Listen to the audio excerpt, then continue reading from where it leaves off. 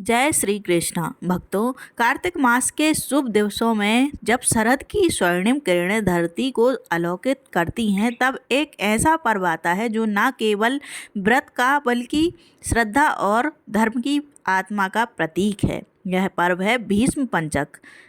जब महाभारत के भीषण युद्ध के बाद गीता का ज्ञान गूंज चुका था और पांडवों को धर्म का मार्ग प्राप्त हुआ था, तब भीष्म पितामह ने अपनी अंतिम श्वासों के दिनों में 5 दिवसीय तप किया था। उन्हीं 5 दिनों को स्मरण करते हुए भक्त आज भी इस व्रत का पालन करते हैं, क्योंकि यह न केवल भीष्म पितामह की निष्ठा बल्कि धर्म की स्थिरता और भक्ति की गहराई का प्रतीक है। ऐसा कहा जाता है कि इन 5 दिनों में भगवान श्री कृष्ण स्वयं पृथ्वी पर भ्रमण करते हैं। भक्तों के घरों में तुलसी की पंक्ति पत्तियों और दीपों की रोशनी में श्री हरि के चरणों की उपासना होती है।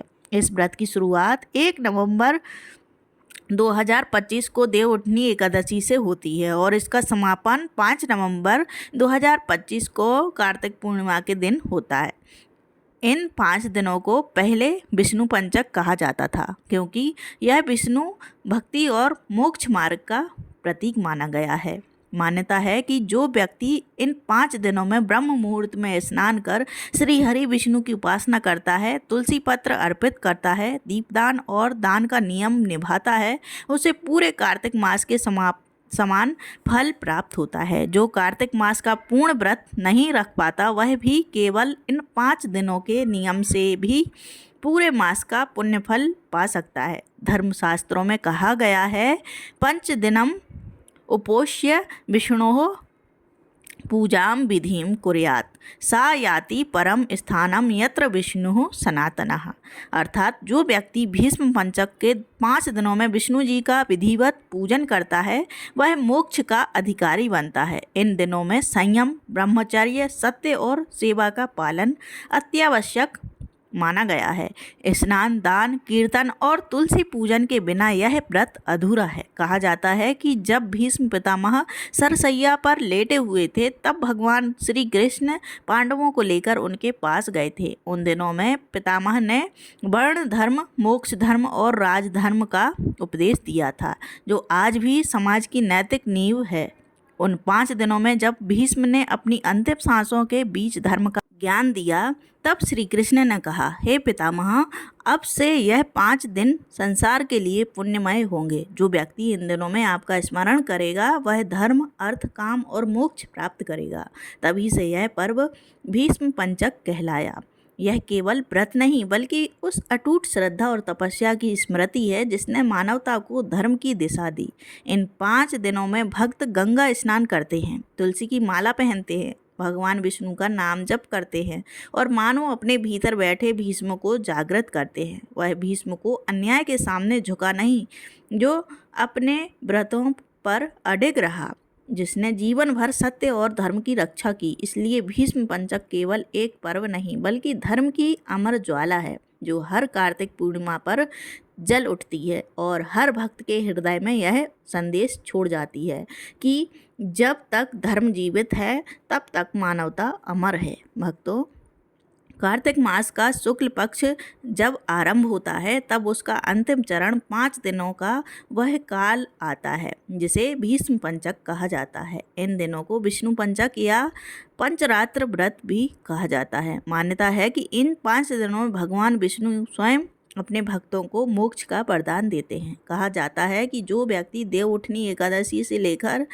कार्तिक पूर्णिमा तक 5 दिनों का व्रत और पूजन करता है, उसे चातुर्मास्य के 4 महीने जितना पुण्य प्राप्त होता है। यह वही समय है जब भगवान विष्णु शयनावस्था से जागते हैं और सृष्टि में पुनः धर्म और कर्तव्य की गति स्थापित होती है। इसी काल में पितामह भीष्म ने भी अपने प्राण त्यागने का संकल्प किया था, इसलिए यह व्रत उन्हें समर्पित है। महाभारत में वर्णन है कि जब पितामह भीष्म तीरों की सैया पर लेटे थे, तब उन्होंने श्री कृष्ण से कहा, प्रभु, जब तक सूर्य उत्तरायण ना हो तब तक मैं देह नहीं त्यागूंगा। उन्होंने इसी काल में धर्म, नीति और भक्ति पर गूढ़ उपदेश दिए थे।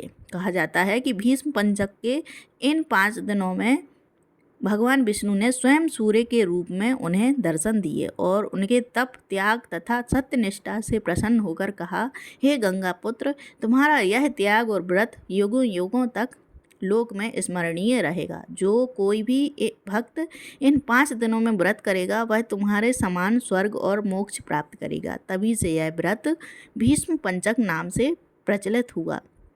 एक समय में राजा परीक्षित ने महात्मा व्यास से पूछा, हे महर्षि, यह कार्तिक मास के पवित्र 5 दिन जो भीष्म पंचक कहलाते हैं, उनके पीछे क्या कारण है और जो इस व्रत का पालन करता है उसे क्या क्या लाभ होते हैं? व्यास जी ने उत्तर दिया, हे राजन, सुनो। पूर्व काल में एक बरगद के नीचे महात्मा ऋषि वशिष्ठ, भृगु और गर्ग ने इस व्रत की कथा आरंभ की थी। फिर त्रेता युग में महाराजा अम्बरीश ने राजसी सुख वैभव त्याग कर इस व्रत को किया। इसके बाद पंचदिनम उपवेश्य विष्णु पूजाम विधिम कुर्यात् यह विधान स्थापित हुआ। एक अन्य कथा के अनुसार एक बार कानपुर के समीप एक निर्धन ब्राह्मण सोमेश्वर ने कार्तिक मास में गंगा स्नान करते समय एक वृद्ध साधु को देखा। वह साधु स्वयं भगवान विष्णु थे, जिन्होंने ब्राह्मण से कहा, इन 5 दिनों में यदि तू उपवास और पूजन करेगा तो तेरे सारे कष्ट दूर होंगे और विष्णु लोक की प्राप्ति होगी। ब्राह्मण ने पूरे श्रद्धा भाव से व्रत किया, दीपदान किया, तुलसी और शालिग्राम की पूजा की और अंत में विष्णु लोक चला गया। यह कथा सुनने और पालन करने से पापों का नाश होता है और पुण्य फल मिलता है। कहते हैं, जो भक्त भीष्म पंचक में स्नान, दान, जप, उपवास, दीपदान और तुलसी पूजन करता है उसके जीवन के सभी दोष समाप्त हो जाते हैं। यह व्रत व्यक्ति को भीष्म पितामह के समान धर्मनिष्ठ, साहसी और सत्य प्रिय बनाता है। इसलिए भक्तजन इन 5 दिनों को अत्यंत श्रद्धा, भक्ति और नियम से मनाते हैं। जो कोई इन दिनों में एक भी बार भगवान विष्णु का नाम लेता है, तुलसी का दीप जलाता है या गंगा जल का अर्घ्य देता है, वह समस्त पापों से मुक्त होकर वैकुंठ धाम की प्राप्ति करता है। कहते हैं, भीष्म पंचकम यह पठेत भक्तिभावेन सदा स गच्छेत विष्णुलोकम च न पुनर्जन्म लभेत क्वचित। महाभारत के उस रक्तरंजित युग में जब धर्म और अधर्म का संघर्ष अपने चरम पर था, कुरुक्षेत्र की धरती पर न केवल योद्धाओं का रक्त बहा बल्कि आदर्शों की अग्नि भी प्रज्वलित हुई। उसी युद्ध के अंत में जब भीष्म पितामह धर्मराज भीष्म अपने बाणों की सैया पर लेटे थे, तब उनके मुख से निकले शब्द आज भी गूंजते हैं। वह क्षण था जब मृत्यु को स्थगित कर उन्होंने ज्ञान का प्रकाश फैलाया। भगवान श्री कृष्ण स्वयं पांडवों को लेकर उनके समीप आए। पितामह के मुख पर एक अद्भुत तेज था। वह शरीर से घायल थे पर आत्मा अडिग थी। श्री कृष्ण ने कहा, पितामह, आपसे बढ़कर धर्म का ज्ञाता इस संसार में कोई नहीं। युद्ध समाप्त हो चुका है, पांडव विजयी हैं, पर अब इन्हें धर्म, नीति और मोक्ष का ज्ञान दीजिए। तब भीष्म ने 5 दिनों तक अपने वचनों से जीवन का सार समझाया। पहले दिन उन्होंने धर्मराज युधिष्ठिर को राजधर्म का उपदेश दिया, कैसे राजा को अपने प्रजा के प्रति न्यायप्रिय, दयालु और सच्चा होना चाहिए। दूसरे दिन उन्होंने वर्ण धर्म का विवेचन किया कि समाज का प्रत्येक व्यक्ति अपने कर्म से ही महान बनता है, ना कि अपने जन्म से।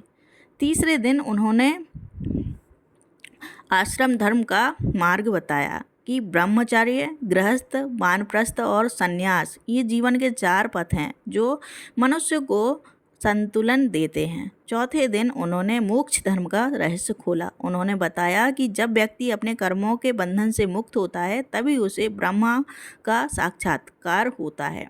5वें दिन जब सूर्य पूर्णता को प्राप्त हो रहा था, तब उन्होंने श्री कृष्ण की ओर देखकर कहा, प्रभु, अब मेरे प्राण आपके चरणों में विलीन होने की आकांक्षा रखते हैं। श्री कृष्ण ने प्रसन्न होकर कहा, हे गंगा पुत्र, तुम्हारा यह ज्ञान अमर रहेगा और आने वाले युगों में ये 5 दिन तुम्हारी स्मृति में भीष्म पंचक कहलाएंगे। जो कोई भी इन दिनों में जल अर्पण करेगा, व्रत रखेगा, वह पाप से मुक्त होकर परम पद को प्राप्त करेगा। यही कारण है कि देवउठनी एकादशी से कार्तिक पूर्णिमा तक इन 5 दिनों को भीष्म पंचक कहा जाता है। परंतु ग्रंथों में एक और कथा आती है, एक ब्राह्मण और उसकी पत्नी की, जो भीष्म पंचक व्रत की महिमा का प्रत्यक्ष प्रमाण है। प्राचीन काल में एक निर्धन ब्राह्मण अपनी पत्नी सहित अत्यंत कठिन जीवन व्यतीत करता था। उनके घर में ना अन्न था ना वस्त्र, परंतु दोनों का विश्वास अटूट था। एक दिन ब्राह्मण की पत्नी ने दुखी होकर कहा, प्रभु, हमने सब प्रयत्न कर लिए, फिर भी जीवन में सुख नहीं आया। क्या कोई उपाय है जिससे दरिद्रता दूर हो जाए? तब ब्राह्मण ने कहा, माता तुलसी और भगवान विष्णु की शरण ही परम उपाय है। अगले ही दिन उन्होंने कार्तिक शुक्ल एकादशी से व्रत आरंभ किया। 5 दिनों में उन्होंने नियम पूर्वक स्नान किया, तुलसी पत्र और कमल पुष्प से भगवान का पूजन किया, दीपदान किया और जल अर्पण करते हुए कहा, हे विष्णु, हे भीष्म पितामह, इस व्रत से हमारे जीवन के दुख मिटें। 5वें दिन जब उन्होंने पूर्णिमा को व्रत का समापन किया, तभी उनके घर में प्रकाश फैल गया। अचानक धूप की किरणों में सोने की आभा चमकी और उनके द्वार पर स्वयं श्रीहरि विष्णु प्रकट हुए। प्रभु ने कहा, हे ब्राह्मण, तुमने जिस श्रद्धा से यह व्रत किया है, उससे तुम्हारे 7 जन्मों के पाप नष्ट हो गए हैं और तुम्हारा कुल सदा सुखी रहेगा। ऐसा कहकर विष्णु भगवान अंतर्ध्यान हो गए। उसी क्षण ब्राह्मण और उसकी पत्नी का जीवन परिवर्तित हो गया, दरिद्रता दूर हुई और वे विष्णु लोक को प्राप्त हुए। तभी से कहा जाता है कि भीष्म पंचक व्रत केवल एक उपवास नहीं, बल्कि भीष्म की निष्ठा, विष्णु की कृपा और भक्त के विश्वास का संगम है। जो भक्त इन 5 दिनों में श्रद्धा से स्नान, दान, जप और भक्ति करता है, वह जीवन में धर्म, अर्थ, काम और मोक्ष चारों पुरुषार्थों की प्राप्ति करता है। यही है भीष्म पंचक की अमर कथा, जहाँ भीष्म का व्रत, ब्राह्मण का विश्वास और विष्णु की कृपा मिलकर भक्ति का ऐसा अमृत बनाते हैं जो हर भक्त के हृदय को दिव्यता से भर देता है।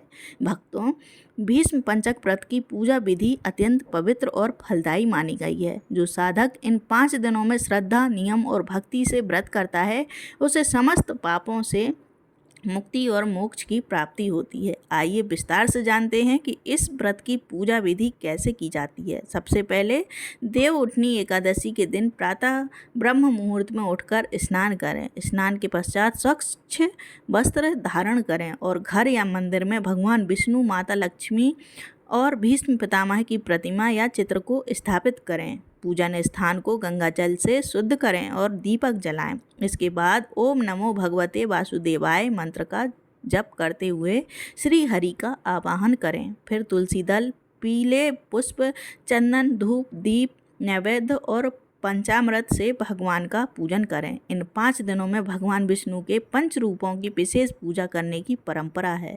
पहले दिन एकादशी, भगवान के चरणों में कमल का पुष्प अर्पित करें। दूसरे दिन द्वादशी, उनकी जांघों पर बिल्वपत्र रखें। तीसरे दिन त्रयोदशी यानी नाभि पर सुगंधित चंदन लगाएं।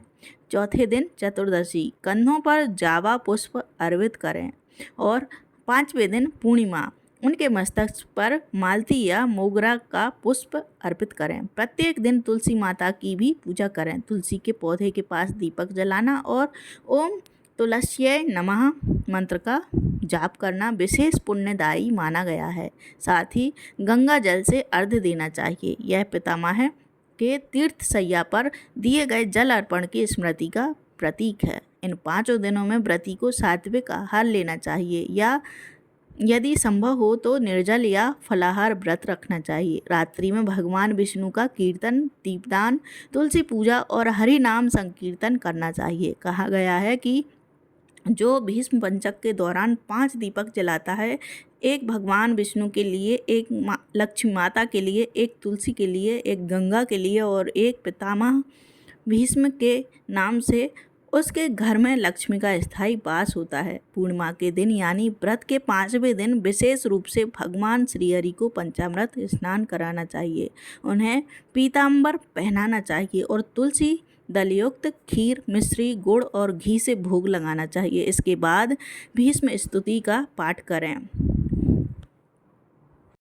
अंत में व्रत की समाप्ति पर ब्राह्मण को भोजन कराकर दान दक्षिणा दें और भगवान से क्षमा याचना करें। हे प्रभु, यदि इस व्रत में मुझसे कोई त्रुटि हुई हो तो कृपया क्षमा करें। भक्तों, जो इस विधि से भीष्म पंचक व्रत करता है, वह जन्म जन्म के पापों से मुक्त होकर मोक्ष प्राप्त करता है। पौराणिक कथाओं में कहा गया है, भीष्म पंचकम व्रतम ये कुर्वती श्रद्धया युता ते विष्णुलोकम गच्छति न पुनर्जन्म लभन्ति ते।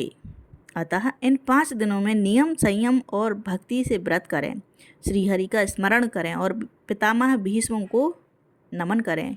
यही इस व्रत की सच्ची साधना है। प्रेम से बोलिए जय श्री हरि विष्णु। ऐसी ही और भी रोचक और आध्यात्मिक वीडियो के लिए चैनल को सब्सक्राइब करना ना भूलें। दोस्तों, आपको ये कथा कैसी लगी कृपया कमेंट करके ज़रूर बताएं। वीडियो पसंद आया हो तो लाइक करें और अपने दोस्तों के साथ शेयर ज़रूर करें। कमेंट बॉक्स में जय श्री कृष्ण लिखना ना भूलें। धन्यवाद।